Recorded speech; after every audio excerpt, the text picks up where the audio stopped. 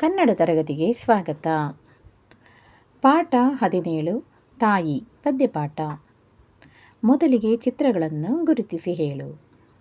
ಅಜ್ಜಿ, ತಾತ, ಅಮ್ಮ, ಅಪ್ಪ, ಅಕ್ಕ, ತಮ್ಮ. ಓಕೆ, ಫಸ್ಟ್ ನಾನು ರೀಡ್ ಮಾಡ್ತೀನಿ, ಓಕೆನಾ? ಆಮೇಲೆ ನೀವು ಅದನ್ನು ರಿಪೀಟ್ ಮಾಡಿ. ತಾಯಿ ತಾನು ಮಗುವ ಹಡೆದು ಜಗವ ಮರೆತಳು, ಮಗುವು ತನ್ನ ಇಡಿಯ ಜಗವು ಎಂದು ಬಗೆದಳು.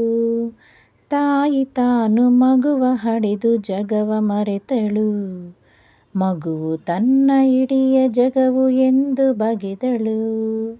ಮಗುವು ದಿನವೂ ಆಡಿ ಬರಲು ಹೆಮ್ಮೆ ಪಡುವಳು, ಮಗುವು ಬೇಗ ಬಾರದಿರಲು ಕೂಗಿ ಕರೆವಳು.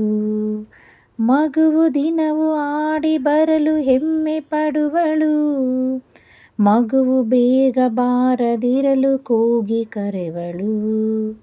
ತನ್ನ 100 ಕಷ್ಟ ಸಹಿಸಿ ಮಗುವ ಪೊರೆವಳು, ಹಲವು ಕೆಲಸ ಇರಲು ಬಿಟ್ಟು ತಿಂಡಿ ಕೊಡುವಳು. ಮಗುವು ತನ್ನ ಕರುಳ ಕುಡಿಯು ಎಂದು ಬಗೆವಳು, ಮಗುವಿನೊಡನೆ ದಿನದ ಕೆಲಸ ಮಾಡಿ ಬಿಡುವಳು. ಮಗುವು ಅಳಲು ನೊಂದು ತಾನು ಮನದಿ ಕನಲುವಳು, ತನ್ನ ಮಗುವ ನೋಡಿ ಎಲ್ಲ ಮರೆವಳು.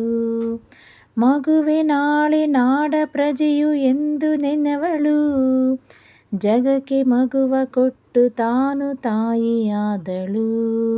ಜಗಕ್ಕೆ ಮಗುವ ಕೊಟ್ಟು ತಾನು ತಾಯಿಯಾದಳು.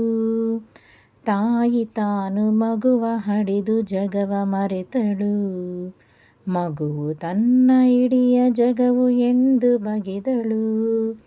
ತಾಯಿ ತಾನು ಮಗುವ ಹಡೆದು ಜಗವ ಮರೆತಳು, ಮಗುವ ತನ್ನ ಇಡಿಯ ಜಗವು ಎಂದು ಬಗೆದಳು.